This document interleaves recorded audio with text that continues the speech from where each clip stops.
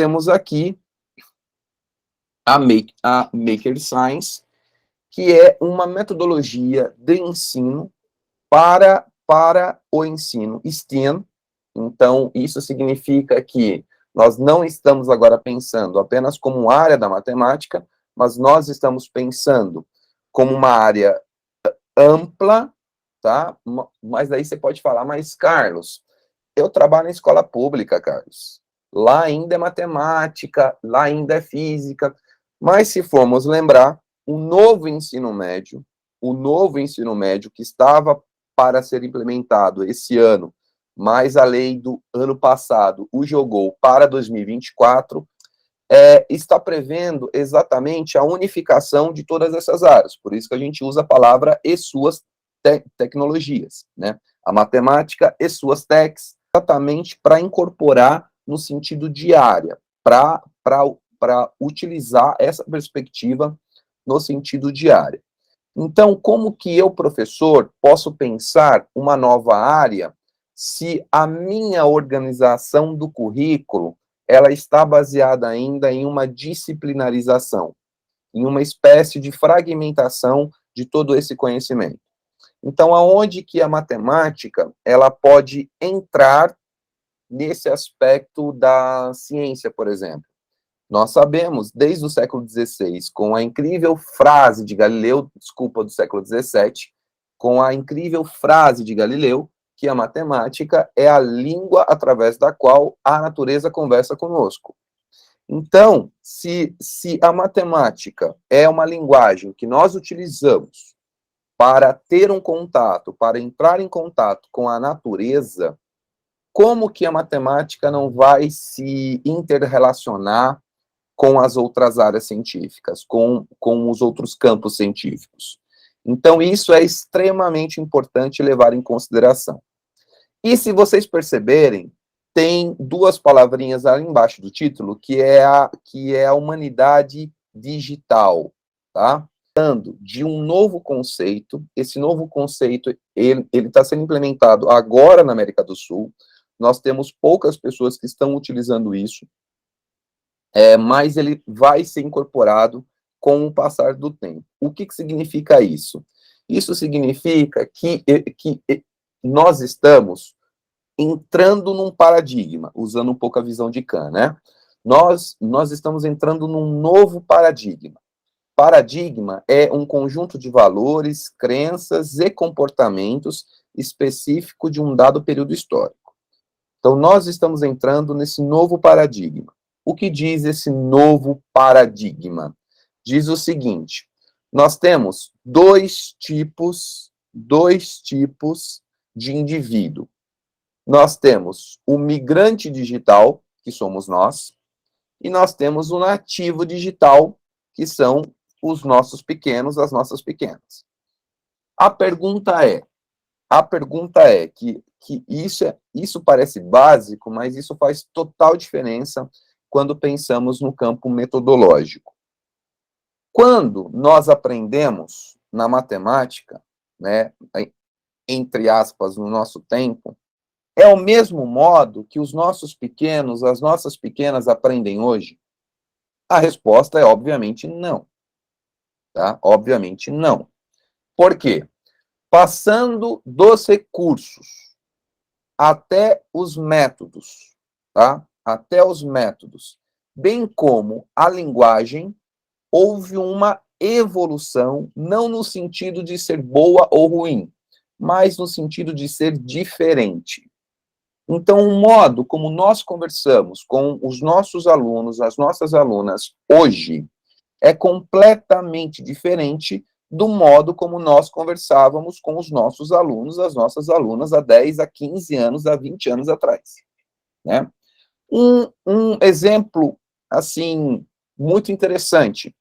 Os nossos alunos, quando eu uso, por exemplo, um exemplo, assim, ó, mas na época do CD, os alunos não conhecem CD. Se eu falo o pendrive, alguns ainda vão lembrar, mas se eu falar nuvem, todo mundo sabe. Então, esses elementos eles nos causam muita dificuldade. Por quê? Porque nós, migrantes, nós temos que nos adaptar. Eles já nascem nessa concepção. Então, como seria o ensino da matemática nessa nova humanidade digital? Qual é o papel da matemática do ensino médio nessa nova humanidade digital? Como que a gente pode ser um professor diferente considerando um pensamento virtualizado? É basicamente essas questões que motivaram a proposição da Maker Science e depois da sua evolução para uma metodologia, tá? Por quê? Porque eu, professor, por exemplo, nesse exato momento que eu estou conversando com vocês, eu não vejo aqui nenhum nativo digital. Estou falando com migrantes, do mesmo modo que eu. Então, nós estamos na mesma geração. Nós estamos no mesmo pensamento da evolução tecnológica, né? Nós somos da época lá do XP, do Windows 2000, nós somos da época do antigo disquete, nós somos dessa época, tá? Quando surgiu os pendrives, então, nossa, que tinha já o aparelho de MP3, aquilo para a gente foi a revolução, porque nós éramos da época do Walkman, depois do Discman, né? Hoje, os alunos, eles usam Spotify interligado à internet, ou seja, aplicativos. Então, é inegável, isso é inegável, pessoal, isso é inegável, e essas transformações, elas não podem ser desconsideradas. Quando eu pego, por exemplo, o nível de formação que algumas instituições públicas e outras privadas estão ainda implementando em suas escolas, eu falo, isso está sendo um tiro no pé. Por quê? Porque os nossos alunos, eles já nasceram em uma era digitalizada. Então, não adianta eu ainda utilizar aquele pensamento. Você pode utilizar esse pensamento que é um pouco retrógrado, mas o grande problema é o seu aluno, ele vai apenas te escutar e com muita sorte se ele for te escutar. Agora, se ele vai transformar isso numa competência, é uma outra questão. Um pouco sobre o nosso percurso, a nossa trilha, tá? Ou seja, num primeiro momento, vamos falar sobre as fases de uma trilha maker, tá? Como que nós podemos implementar isso do ponto de vista prático? Bom, como que eu, professor, eu posso aplicar isso na sala de aula? Vamos falar dos elementos essenciais que constituem a Maker Science. Num segundo momento, vamos falar do planejamento dela. E num terceiro momento, vamos falar do como fazer passo a passo. Mas o mais interessante nessa trilha é que eu não consigo aplicar um passo sem desenvolver o anterior, tá? Então, aqui o destaque, ele não está no planejamento, ele está nas fases. Por quê? O planejamento é só para dar uma ideia daquilo que vai ou não acontecer. O que vai dar o mesmo lá, o efetivo, são as fases da trilha. Tá certo? A primeira parada. Vamos falar sobre os aspectos que constituem a Maker Science. Tá certo? Vamos lá. Seguinte, no que consiste a Maker Science? A Maker Science, ela consiste em uma metodologia, tá? Para o ensino de ciências e matemática. Por quê? Porque nós vamos evoluir um pouquinho agora e nós não vamos incorporar mais a matemática como uma disciplina isolada. Por quê? Porque quantos de vocês não têm que parar a sua explicação para explicar alguma dúvida que viram em física ou mesmo em química? Isso acontece com vocês. Quantos de vocês não têm que parar alguma explicação para retornar lá na regra de 3? Então, nós, enquanto professores, nós temos que ter um pensamento holístico da coisa. O que isso significa? Isso significa que se eu entrar para dar uma aula, eu não vou pensar só na minha disciplina. Eu vou ter que pensar em outras possibilidades para atrair aquele aluno que não está ainda muito conectado com o campo da matemática. Até porque nós sabemos que já se tem um falso monstro com a ideia, né, com a ideia de matemática. Nossa, mas é matemática, é difícil, não sei o quê, coisa chata, e aquele tipo de discurseiro todo. Por quê? Porque esse aluno ele está habituado a um tipo de operacionalização que é diferente de uma aplicação daquele conhecimento. Tá? O que não quer dizer que lista não seja importante. A prática se aprende fazendo também. Eu preciso de lista, eu preciso de problema, eu preciso de exercício, eu preciso sentar a bunda ali e fazer. Eu preciso disso. Mas eu também preciso aplicar. Aplicar essa matemática em outros contextos. O próprio Enem, ele traz essa visão.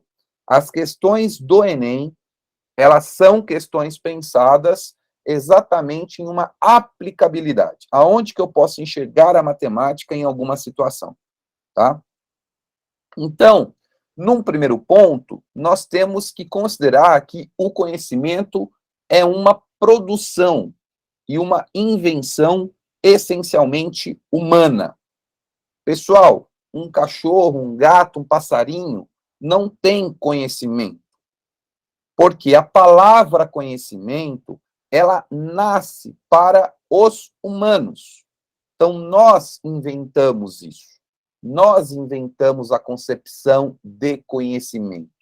Eles podem ter um comportamento, eles podem ter uma genética que induz a, mas nós temos inventado essa noção de conhecimento.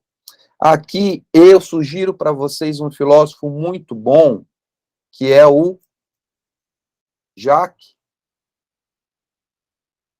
Derrida, tá? Se caso tiverem algum interesse. Qual é o nosso papel de professor?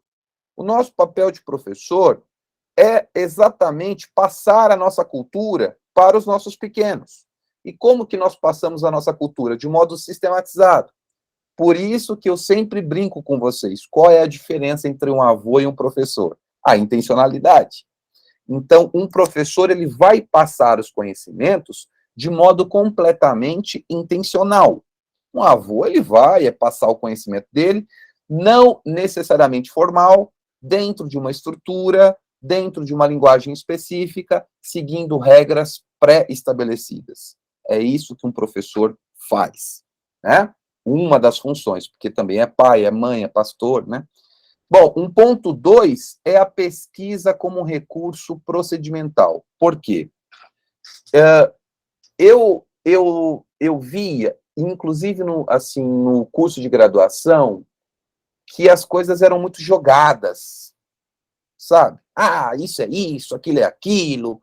Aí tem-se lá as provas marcadas, AP1, AP2, AP3, ou se não, no caso da Itália, uma prova oral, que eu lembro que o meu primeiro exame oral foi assustador. Mas aí eu, assim, pensava, mas o que eu estou aprendendo nisso?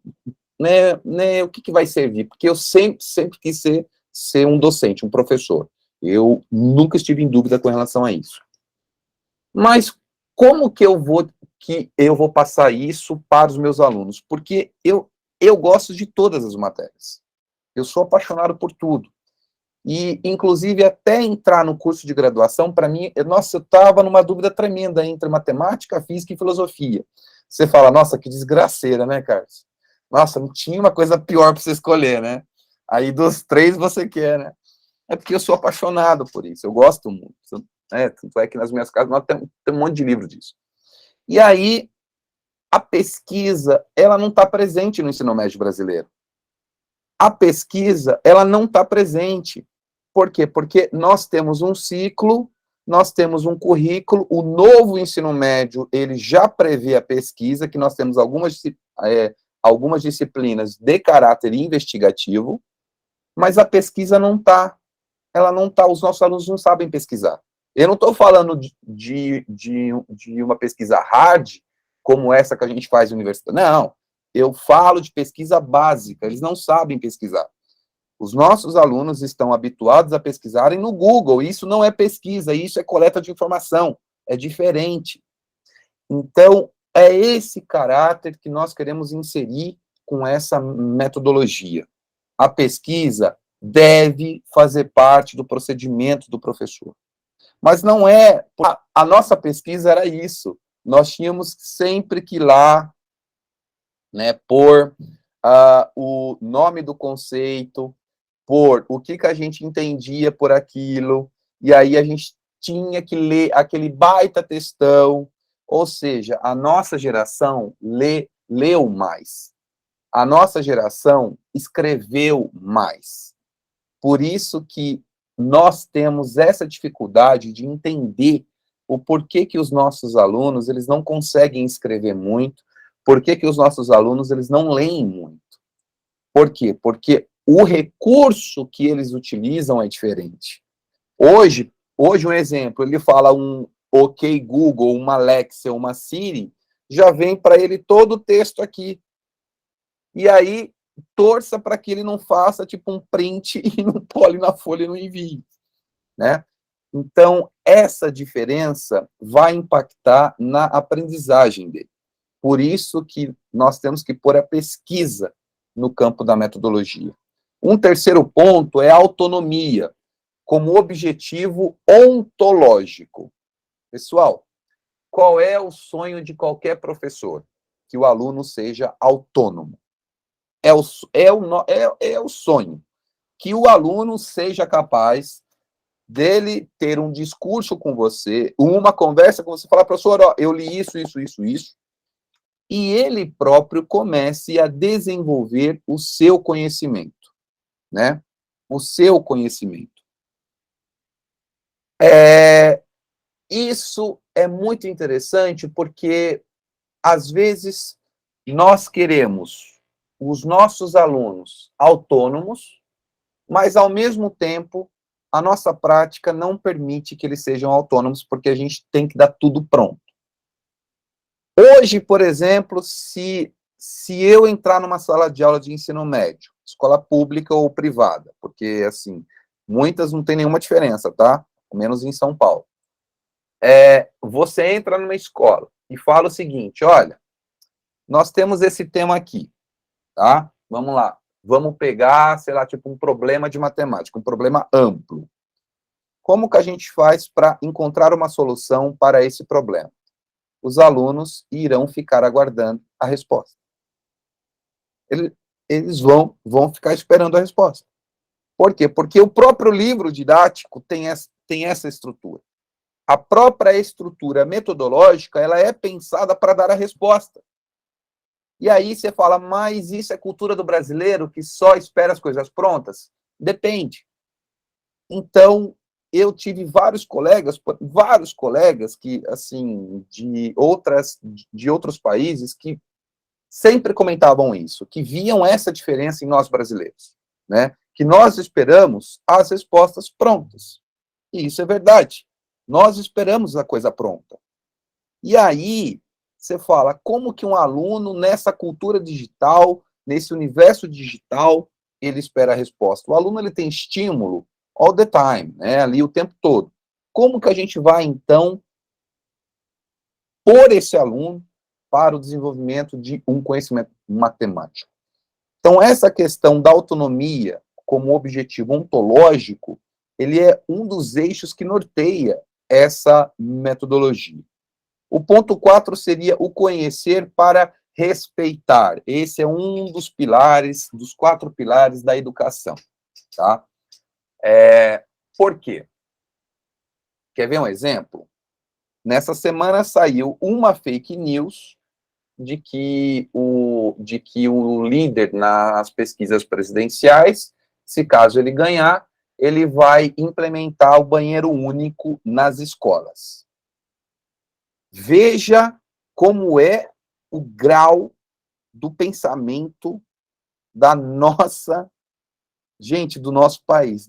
Olha, se eu, pai, Carlos, agora, se eu, pai, sei que o meu filho sabe conviver com várias meninas e sabe exatamente ter o respeito com elas, a ponto de usar o mesmo espaço, eu estou mais do que feliz.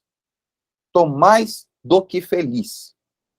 Porque eu sei que o meu filho, ele sabe viver como gente. Agora, olha o ponto do absurdo. Você chega e transforma isso num tipo de pensamento ideológico. Usar ou não o mesmo banheiro. Eu não sei vocês, mas eu sempre fiquei incomodado em colégios que separavam para nós professores banheiro dos homens e banheiro das mulheres. Isso é chamar os professores de que eles não sabem viver em sociedade. A Suécia não implementa mais isso. A Noruega não implementa mais isso. A Bélgica não implementa mais isso.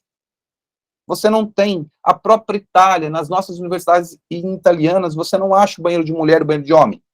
É tudo igual. Banheiro é banheiro. Agora, por que a gente tem essa mentalidade?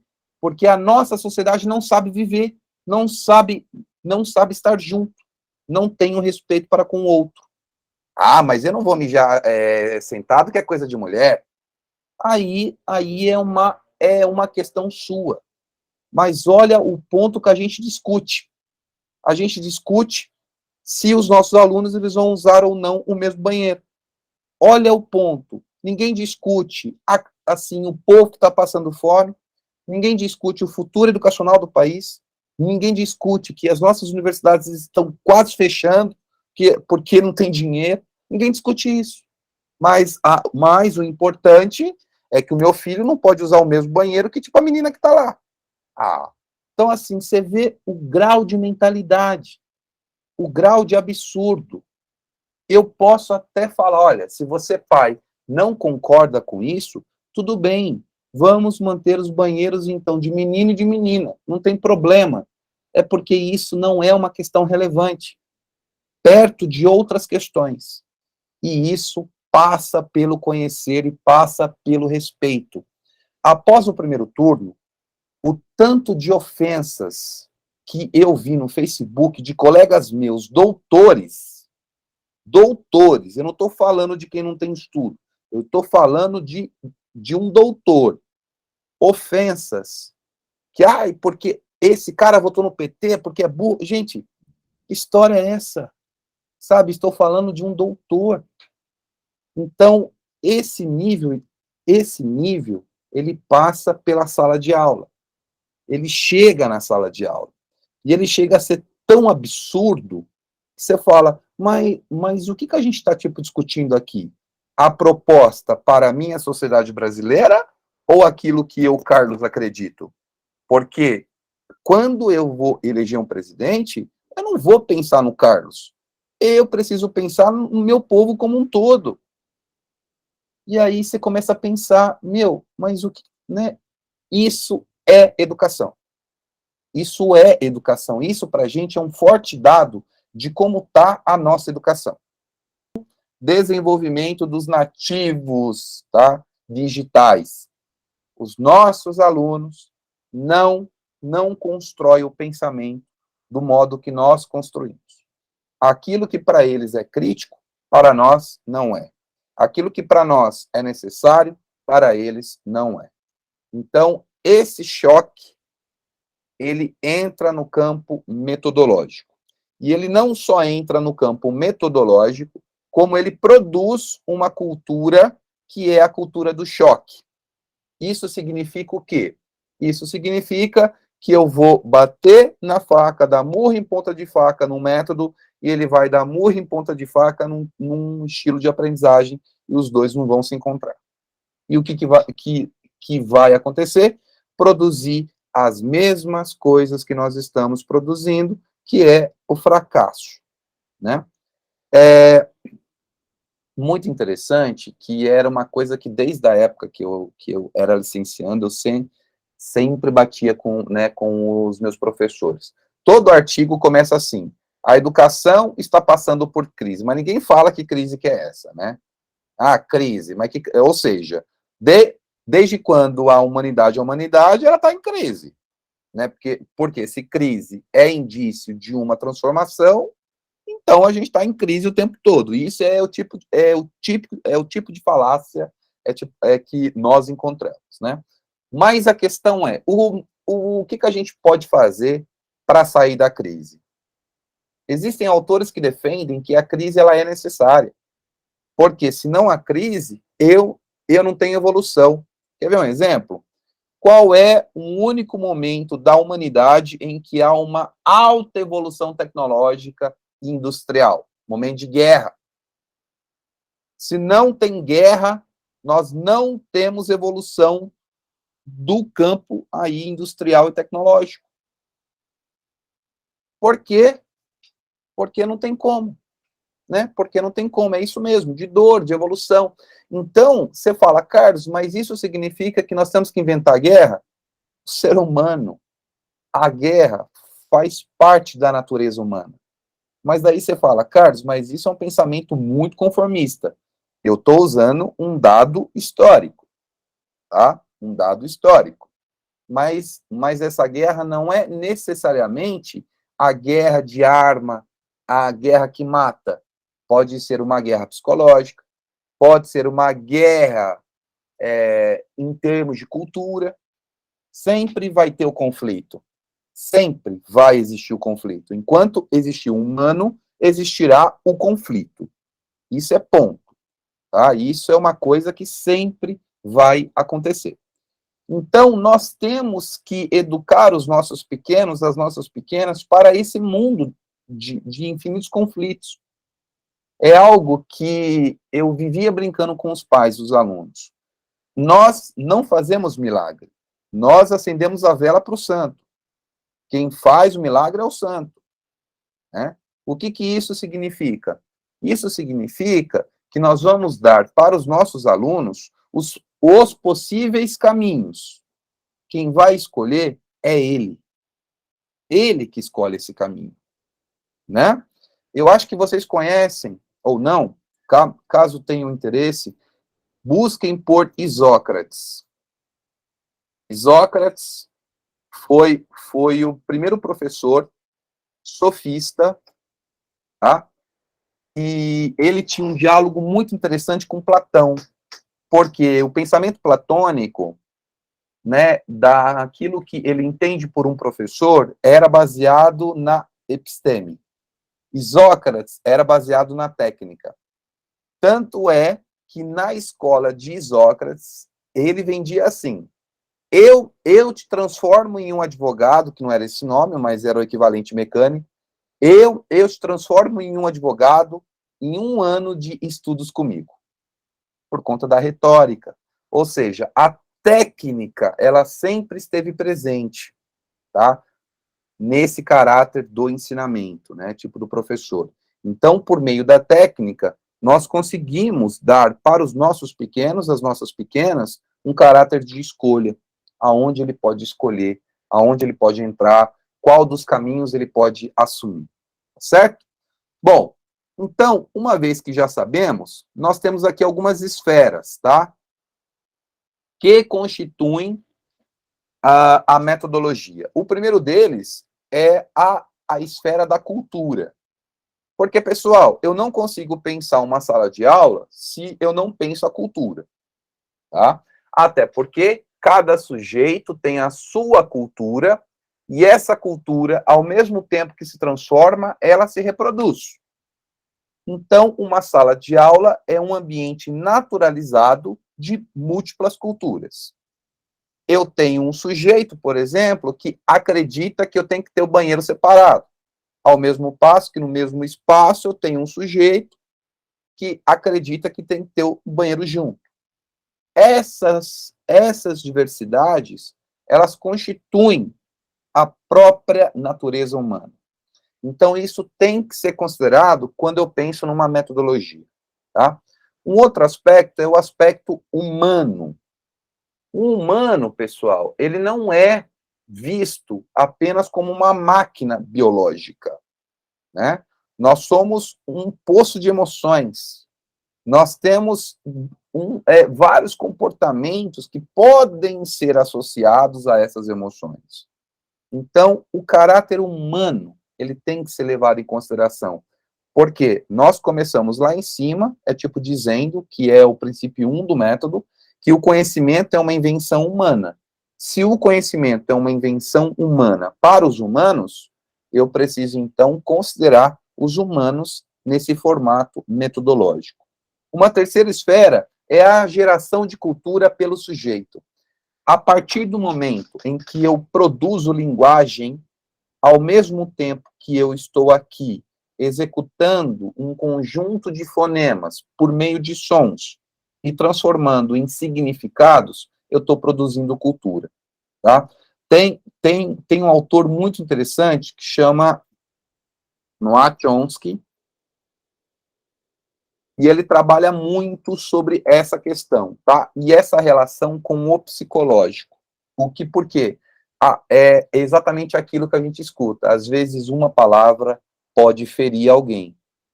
Às vezes, um gesto pode ferir alguém. Por quê? Porque nós, humanos, nós temos a linguagem como a conexão com o nosso mundo exterior. Então, isso é muito importante do professor. E eu já vou mostrar para vocês um exemplo de dado que traz isso. Às vezes, uma palavra que você diz no momento errado, na situação errada, pode transformar a vida de uma pessoa para sempre, enquanto ela viver. Você fala, Carlos, isso é balela. Não é, porque nós estamos lidando com o campo educacional. E o campo educacional, ele vive nesse âmbito de qual sujeito eu estou formando. Eu já fiz várias entrevistas, né, com os pedagogos no campo aí do método. Parte deles sempre disseram, na entrevista aberta, que eles sofriam bullying no campo da matemática, quando estavam na escola. E, curiosamente, eles entraram na matemática, eles entraram no curso de pedagogia e vão ensinar a matemática de base. Isso pode causar influência? Obviamente, porque traz insegurança, porque traz aquele sentimento de que não é capaz de. Então, isso é algo que tem que ser levado em consideração. Um outro ponto, diversidade e multiplicidade. Você pode ser o cara mais conservador desse mundo. Eu vou te respeitar até os meus últimos dias. Mas uma coisa é fato. Existem pessoas diferentes de nós. E essas pessoas diferentes de nós que podem ter gostos pelo mesmo sexo, gostos por outro sexo, que podem ter gostos por nenhum sexo, essas pessoas diferentes, elas existem. E elas são pessoas, e elas têm que ser respeitadas. Ponto. Você pode não concordar. Você pode falar, não, mas isso é contra a natureza, é contra a Bíblia. Tudo bem, mas elas existem. E a partir do momento que elas existem, eu tenho que levar em conta que elas estão no processo e eu vou enxergá-las como pessoas. Eu não vou avaliar um aluno porque é lésbica, porque é homossexual, porque é punk, porque adora tatuagem, porque tem piercing, como eu já escutei muitos colegas professores fazer. Eu não posso, porque é crime, 2, porque é antiético, e 3, porque é feio. Então, essas concepções, elas têm que ser levadas em conta, né? Hoje, pessoal, olha só, na minha época de aluno, ser aluno gay, por exemplo, era o pior dos males. Nossa, se fosse um aluno gay, você estava lascado o resto da sua vida. Hoje, os alunos, eles absorvem mais isso. E eles convivem melhor. Eu tenho visto muitos colegas... E olha, gente, é verdade. Hoje, a diversidade para os nativos digitais é mais simples que para nós, os migrantes. Eles lidam muito melhor com isso do que nós, adultos. E isso eu acho incrível. Esse ponto é um ponto positivo. Isso significa que eu concordo? Não sei. Cada um de nós tem a sua criação, por exemplo, a minha é extremamente católica. Então, na minha família, por exemplo, isso é um absurdo. Mas na minha família, nós fomos educados a sempre, bom, se ele é assim, é a vida dele. Eu cuido da minha. Então, essa concepção, ela tem que ser levada em conta. Ela tem que ser posta em consideração, tá? O uso da episteme. O uso da episteme é algo que pode parecer piada, meus colegas. Mas, olha, os nossos alunos, eles têm usado tão pouco a episteme deles, assim, é como se fosse um artigo de luxo. É tipo seta em São Paulo, não existe, tá? Usar seta em São Paulo, nossa, é porque o carro é importado e, nossa, que é difícil. É difícil, é uma vida isso daqui, é uma desgraceira danada o trânsito de São Paulo. O uso da episteme, ele tem sido cada vez menos visto, né? Porque hoje se tem muitas respostas prontas. O Google responde tudo para você hoje. Tomem cuidado, humanos, que assim, às vezes eu brinco muito. Tomem cuidado de dar muito espaço para o Google, viu? Porque depois não vem reclamar, tá? Que está sendo, tipo, dominado pelas máquinas, aquela coisa toda. Aquilo que é ficção hoje, amanhã pode ser uma realidade, tá? Então, isso já é Asimov falando e é importante a gente dar um pouquinho de atenção para ele, tá? Então, o uso da episteme é algo que a gente tem que levar em conta. Depois, o conceito de humanidade digital, que é algo que eu venho escrevendo há algum tempo. Eu vou indicar para vocês no Moodle alguns artigos nossos sobre esse conceito e sobre essa aplicabilidade, de como que a gente pode trabalhar a humanidade digital com o ensino da matemática. Bom, andando um pouquinho aqui na nossa vida, quais são os níveis metodológicos da Maker Science? O primeiro nível é o nível epistemológico, ou seja, quais são os conhecimentos que eu vou trabalhar na Maker Science? Quem decide é você, professor. Eu tô no quarto bimestre, no primeiro ano, eu vou trabalhar com a parte de, sei lá, tipo de geometria espacial. Então, eu vou separar os conceitos que estão relacionados à geometria espacial. Eu tô no nível agora lá no didático. O que é o didático? Pessoal, didática é algo que a cada dia que passa eu tenho mais a clareza. Eu não ensino a didática. Eu dou para vocês algumas dicas que, a partir delas, vocês irão conseguir obter a própria didática. A didática é algo muito curioso. Por quê? Porque ela não tem como ser avaliada 100% objetivamente. Porque aquilo que para mim é didático, para você pode não ser didático. Então, a didática ela está muito associada com o gesto que você tem. Então, eu uso muito as mãos para indicar, eu uso a voz de modo pausado, a minha fala é clara, é nítida, o meu comportamento ele induz ao interesse. Então, os gestos didáticos, eles assim, estão muito relacionados à didática em si. É muito comum escutarmos, por exemplo, esse colega não tem didática. O que seria uma didática dele? Será que ele não tem conhecimento ou ele não sabe passar esse conhecimento? Porque muitos colegas, assim, são inteligentíssimos. Eu tive professores na matemática inteligentíssimos, que eram top, mas na hora de explicar era um fracasso. Que você não entendia nada, era ele e a lousa, porque você não conseguia entender nada, ou seja, estava ali por obrigação. Então, o nível didático, ele é um nível muito pessoal, que eu posso obter por meio de técnica, mas essa técnica ela é mutativa, né? Ou seja, eu vou ter que ficar mudando de um para o outro, do tempo para outro. Como que eu dou as primeiras aulas? Do modo que eu aprendi a ver um professor. A nossa tendência é ensinar no começo do modo que nós aprendemos. O meu professor ele fazia assim assado, eu vou seguir pelo mesmo caminho. Com o passar do tempo e o desenvolvimento dos seus gestos, você perceberá que isso não dará certo e você desenvolve a sua identidade. Tanto é que alguns alunos falam, mas só que o professor ele fazia assim, porque tem a sua marca registrada, a sua característica.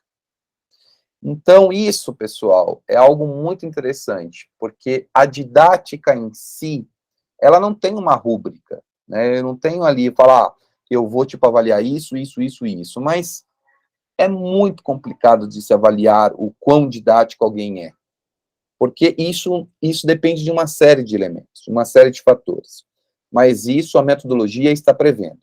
Um outro ponto, nível operacional. Pessoal, não tem como eu pensar numa metodologia se eu não pensar na operacionalização dela. O que isso significa? Eu não vou iniciar um projeto se eu não sei os recursos que eu tenho, se eu não sei o espaço que eu tenho, se eu não sei os integrantes, se eu não conheço os meus alunos. Então, o nível operacional, ele faz parte do processo. O nível psicológico. Pessoal, uma vez que eu estou falando com outro indivíduo, não tem como excluir os impactos que você causa no outro. Então, o modo que você diz, a forma que você se dirige. Quer ver um exemplo?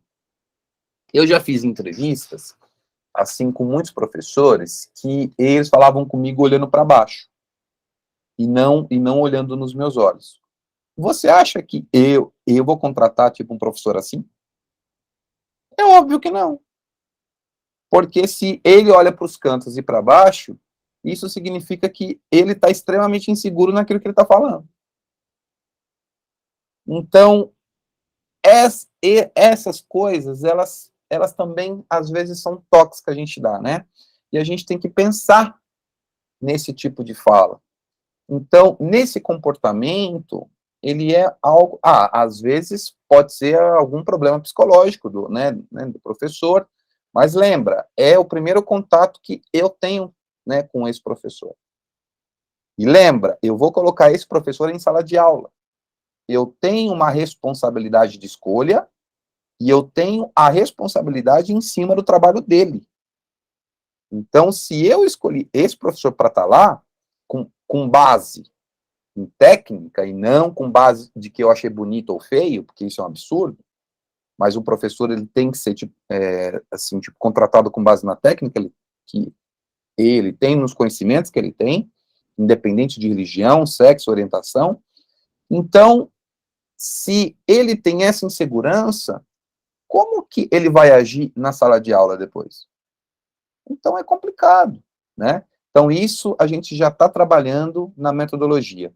E, por fim, o digital. Não tem como pensar uma sala de aula sem pensar o digital. Mas a minha escola é pública, Carlos, não tem nada. Alguma coisa digital há de ter. Então, você tem que pensar nisso. Porque os nossos alunos, gente, depois da pandemia, giz e lousa, não rola. Assim, os nossos alunos, eles já sacaram, tá? Então, eu costumo dizer, você pode até dar migué, mas que ele vai te sacar, ele vai, tá? Então, esse ponto, ele é importante para ser também considerado.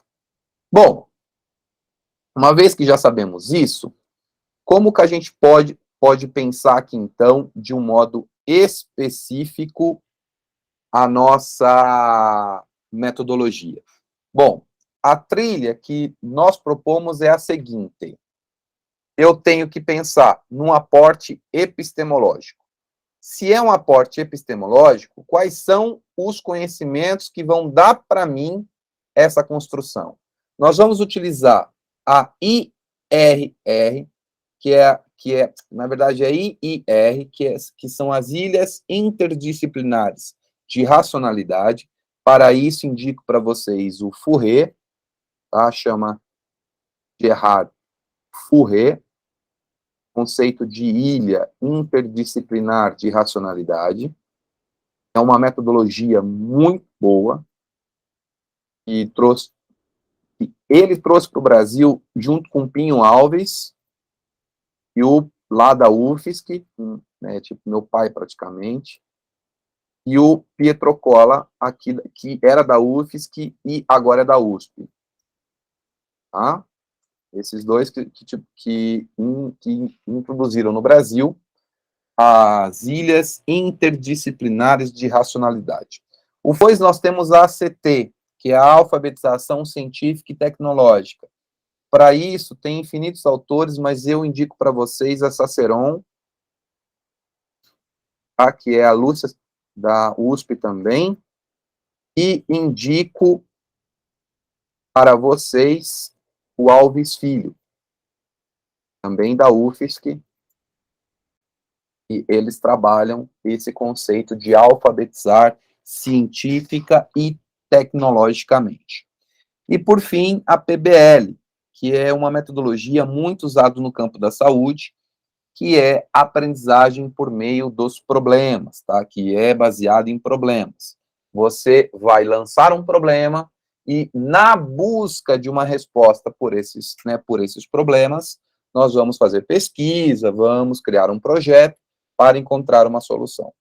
Então, esses são os três aportes que dão para a gente o nível epistemológico da metodologia. O nível pedagógico operacional, os aspectos logísticos, tá? Os aspectos logísticos dependem de quais recursos que você tem e de como que você vai organizar o seu tempo. Eu trouxe para vocês uma estimativa de tempo, de como que a gente pode orientar o nosso tempo para a aplicação da metodologia. Nível didático. Quem que dá para a gente a base? O Chevallard, que eu acho que vocês já ouviram falar do Ives, canadense. Ele tem a noção da TD, ou a transposição didática. O que diz o Chevallard? Ele fala o seguinte, olha, existe o saber sábio, o saber ensinar e o saber ensinado. Qual é a função do professor? É transformar o saber sábio, que é produzido nos institutos, nas universidades, nos centros de pesquisa, em saber ensinado. Mas, para isso, ele precisa obter o saber a ensinar.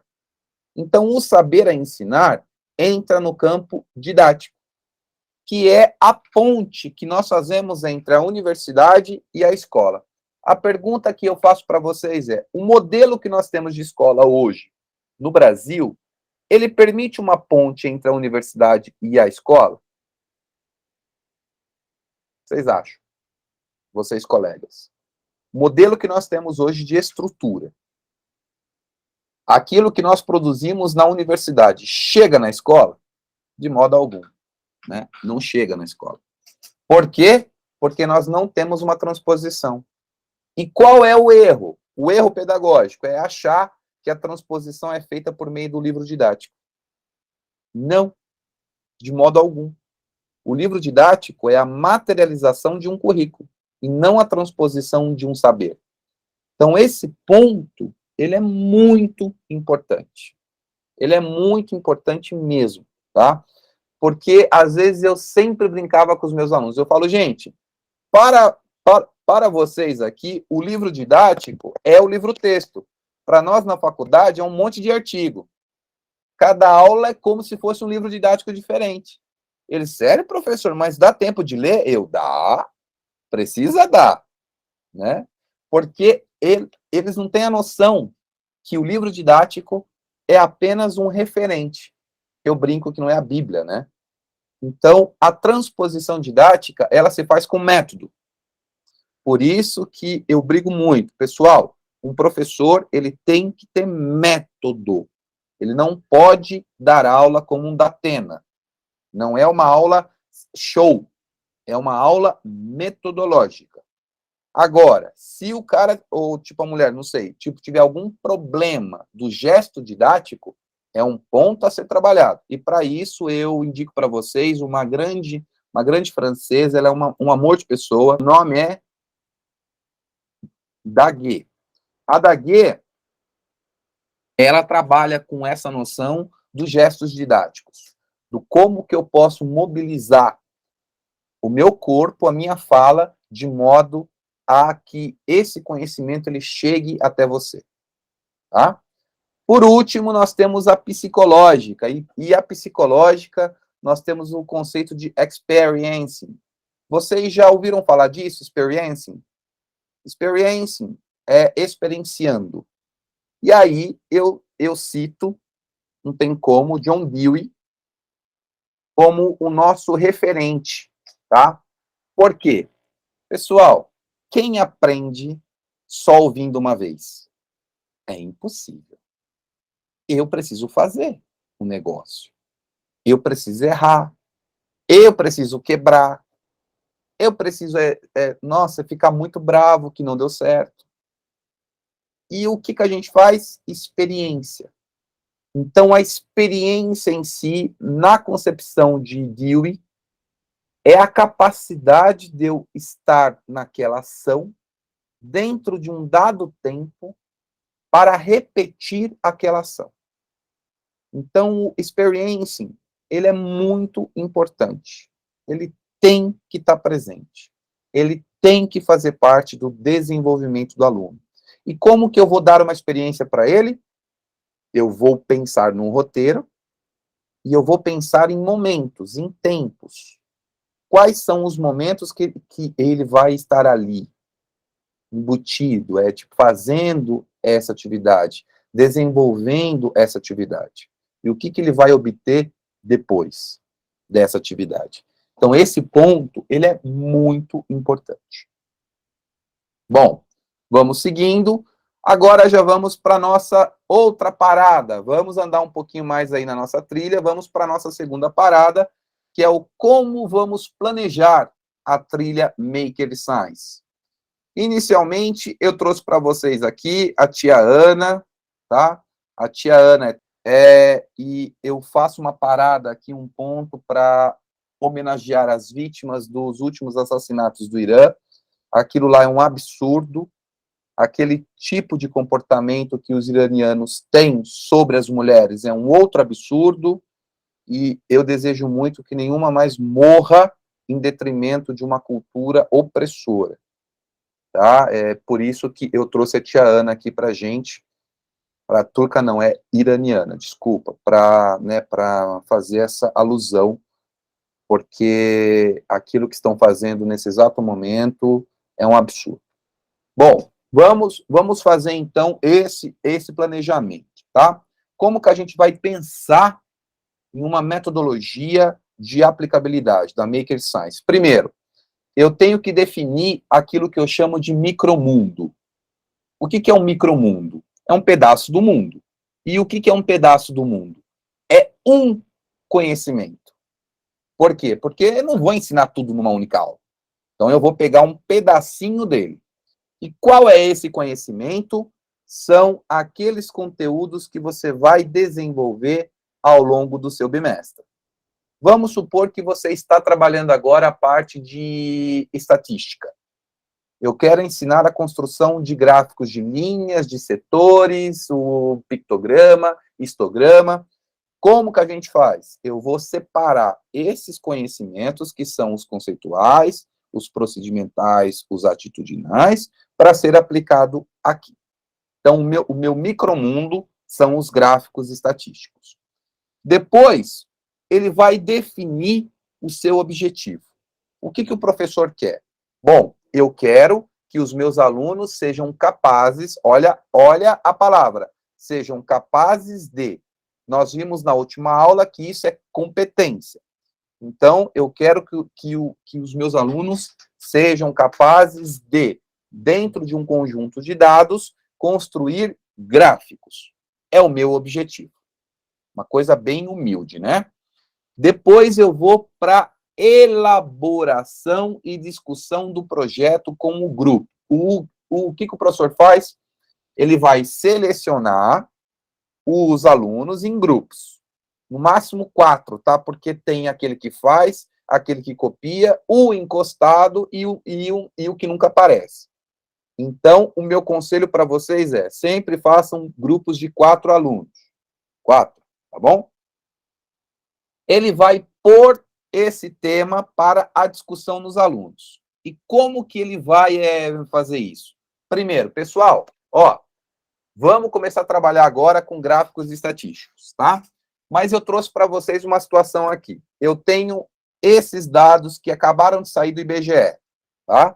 Dados lá do crescimento da população no Brasil, é a porcentagem de negros, brancos, pardos, indígenas. Eu tenho isso daqui, ó. O que a gente pode fazer com isso daqui? Que tipo de informação nós podemos extrair? Que tipo de conhecimento que nós podemos extrair? Então, isso é uma discussão. E vai gerar um projeto. Esse projeto, ele vai seguir os conteúdos que você preveu lá no Micromundo. Disso, nós temos 3 fases, que é a validação do projeto, ou seja, os alunos irão pensar num projeto, para isso tem um modelinho, tem um template, os alunos irão pensar nesse projeto, vão apresentar o projeto para a turma e para o professor. Nós já estamos trabalhando as competências socioemocionais, porque hoje os nossos alunos têm que aprender a se portar, a se apresentar, a se expressar em grupo. O professor, se ele validar essa proposta, ele segue para a sua execução. Se ele não validar, segue para uma reorganização. Então, as etapas do planejamento estão aqui. É muito parecido com uma iniciação científica, com a diferença que tem um acompanhamento maior do professor, tá? O professor, ele vai acompanhar. E por que do trabalho em grupo? Porque ninguém trabalha sozinho.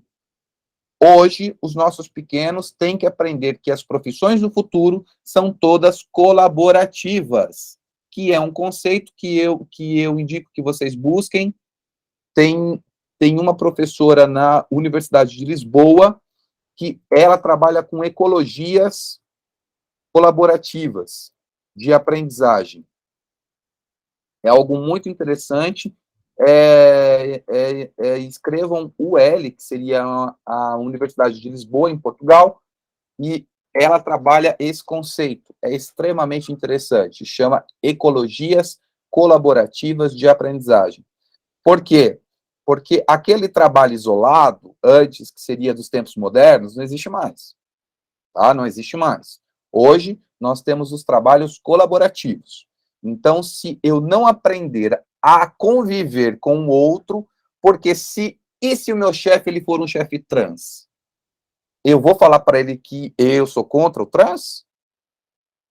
Percebam que nós temos que aprender a conviver com essas coisas. Uma coisa é não gostar, a outra coisa é respeitar.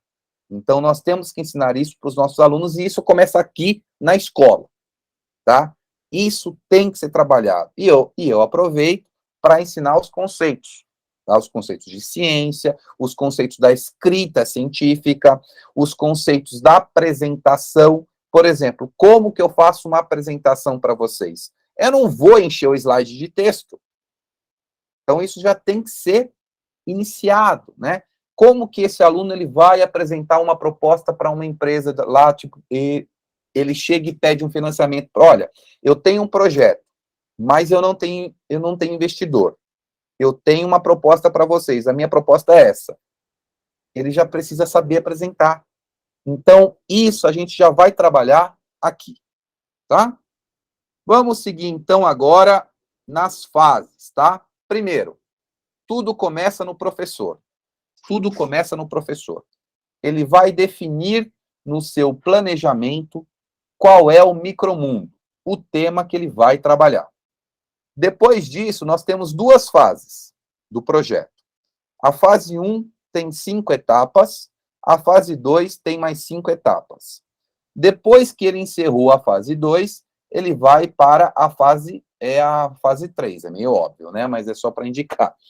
O que acontece?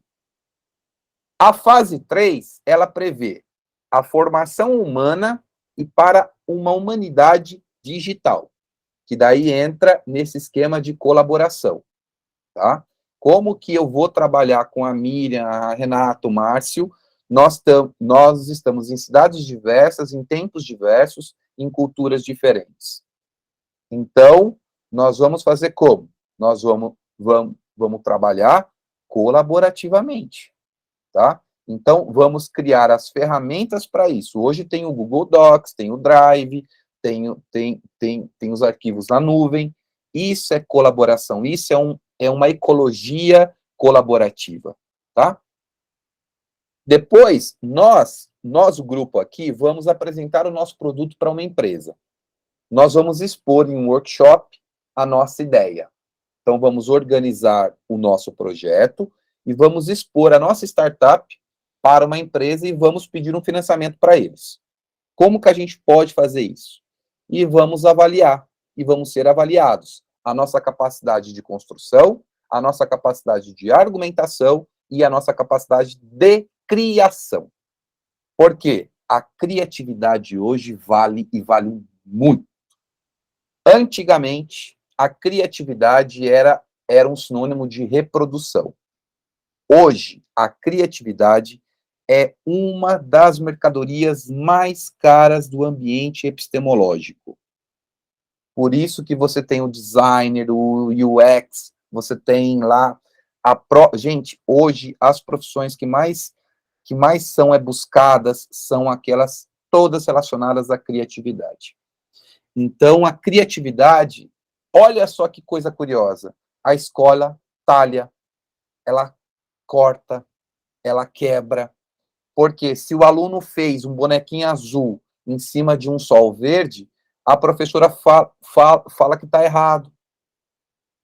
Porque o sol é amarelo no centro da folha, tipo, o bonequinho é branco. Ah, faça-me o favor. Isso é acabar com a criatividade.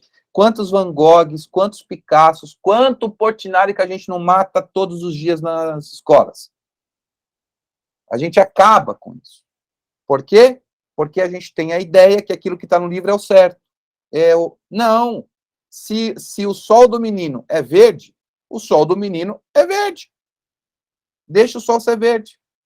Aí você fala para ele, olha, mas é isso que você enxerga? Ele fala, não, professora, mas é o meu sol. Tudo bem. Tá tudo bem.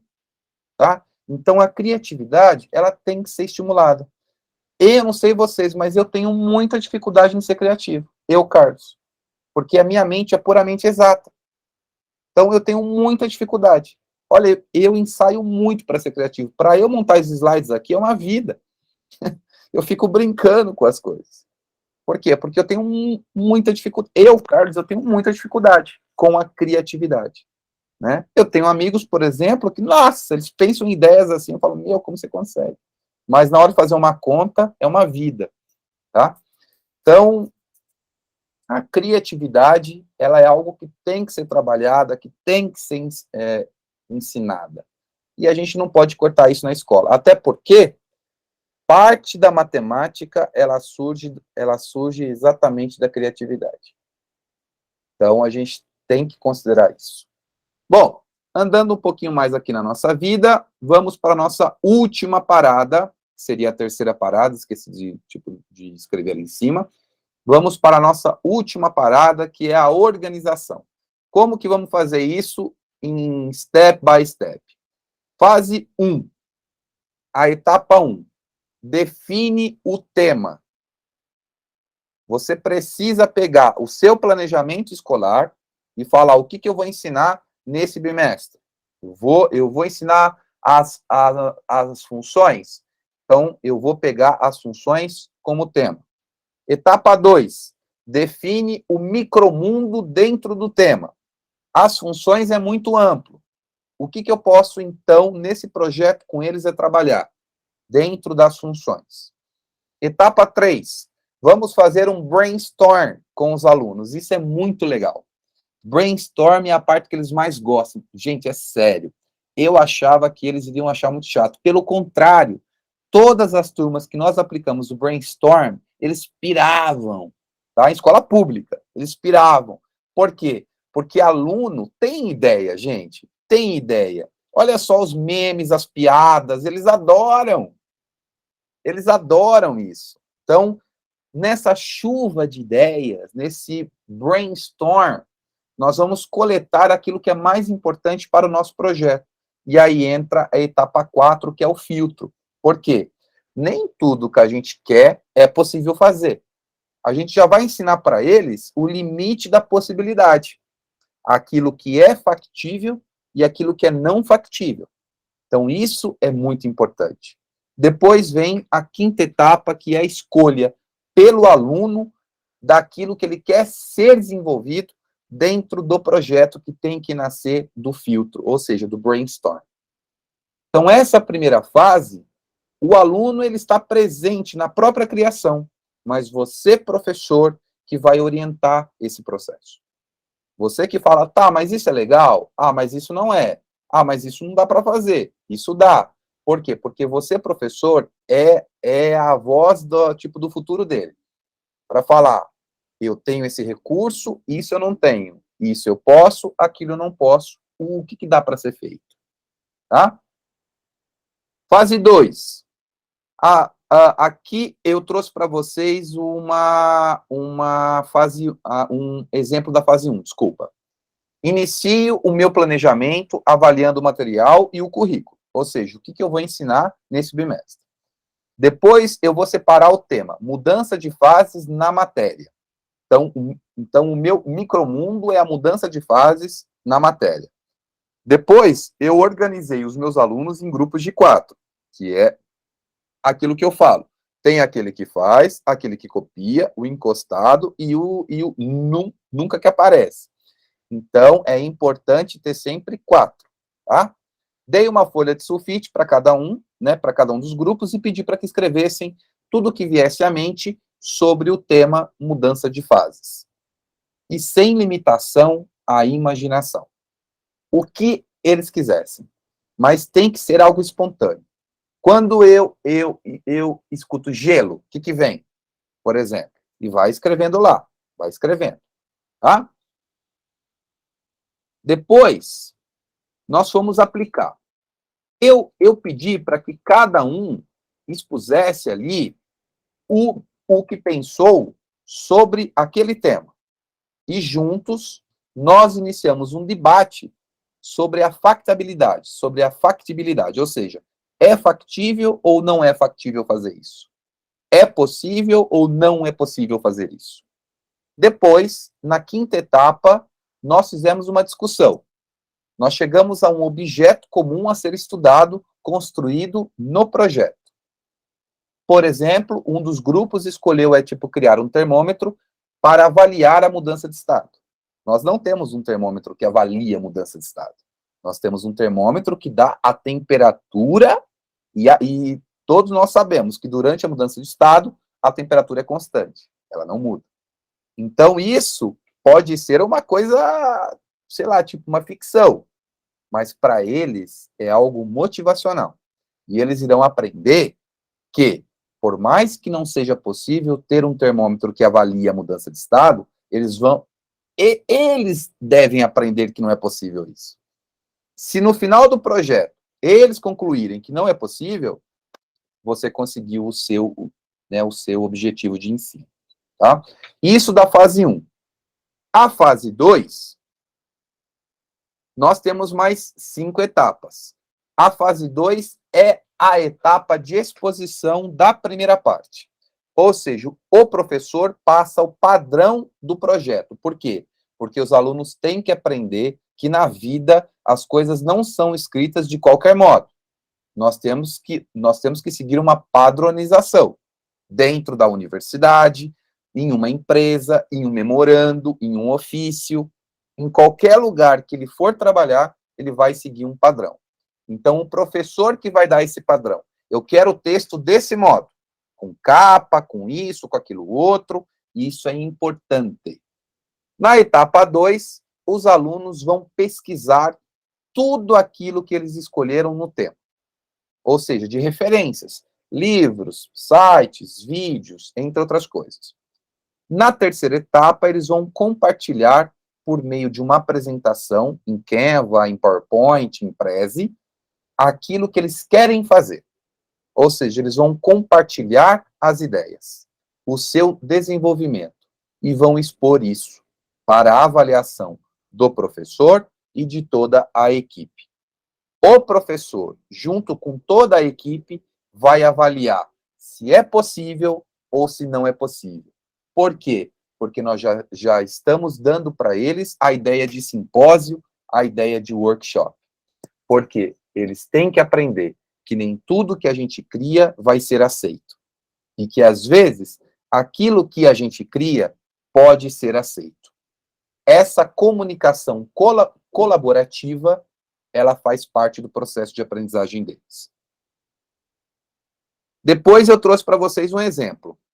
Depois que cada grupo escolheu o objeto que vai ser criado, desenvolvido, ele começa a formatar o projeto por meio daquele padrão que você deu. Para que escrevam um projeto, eles precisam de informações. Ou seja, o contexto, algumas referências, aí que entra a pesquisa. O grupo lá do termômetro vai pesquisar sobre o que é uma temperatura, mudança de estado e etc., para expor o que querem no projeto. Importante ter objetivo e cronograma. Por quê? O que é um projeto?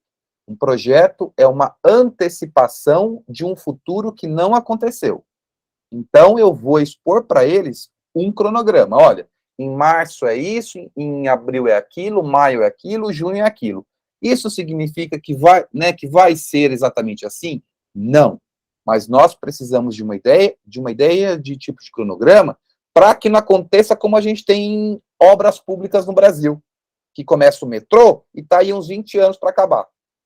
Então, isso faz parte dos custos de uma empresa. Nós temos os 3 elementos básicos: tempo, a qualidade e preço. Desses 3, eu só posso escolher 2 à vontade. Então, se eu escolher à vontade tempo, isso impacta no preço e na qualidade. Se eu escolher à vontade preço e qualidade, impacta no meu tempo. Então, essas escolhas, ele já tem que começar a aprender a fazer desde agora no projeto. Quando eu penso um projeto de mestrado, numa tese, eu tenho um cronograma. Quando eu penso num projeto de pesquisa, quando eu vou enviar para uma FAPESP, um CNPq, eu preciso saber o cronograma. Então, todo financiamento ele vai exigir um cronograma. Então, isso já é importante que ele já vá desenvolvendo já no ensino médio. Bom, e aí eu trouxe um outro exemplo. Depois que cada grupo escreveu o seu projeto, eles vão expor para todo mundo, tá? Aqui iniciamos a fazer ciência e o professor vai avaliar se esse projeto segue ou não segue. Uma vez que os grupos apresentaram e você aprovou os projetos, ele parte para execução, tá certo? Bom, e aí nós temos algumas dúvidas possíveis que podem surgir. Quanto tempo eu vou gastar para cada etapa? Nós estimamos, após os nossos dados, aí, as nossas aplicações, que a etapa 1 leva em torno de 4 aulas, o planejamento do professor. A etapa 2, mais 4 aulas. A etapa 3 da fase 1, mais 3 aulas. A etapa 4, mais 2 aulas. E a etapa 5, mais 2 aulas. Ou seja, você tem ali 8, 10, 12, 15. Você tem 15 aulas para a fase 1, tá? Se for da matéria de matemática, você tem aí umas 3 semanas, aproximadamente, de 3 a 4 semanas, um mês. Depois da fase 2, você tem etapa 1, 10 aulas, etapa 2, 10 aulas, etapa 3, 5 aulas, etapa 4, 15 aulas, etapa 5, de 3 a 5 aulas. Você fala, Carlos, por que esse tanto de aula? Porque o desenvolvimento ele não vai acontecer com você em sala de aula. E eles irão fazer em momento à parte. Com você é a fase 1. Então, 15 aulas com você. As aulas aqui da fase 2, você só vai usar na etapa 5, que é a apresentação do pré-projeto. Tá? Então, as outras aulas nós estimamos que é o tempo que os alunos levam para desenvolver essa pesquisa, para fazer a evolução do projeto, tá? Isso é pensado para um semestre, não é pensado para 1, 2 meses, tá bom? E agora, mãos à obra, ou do it yourself.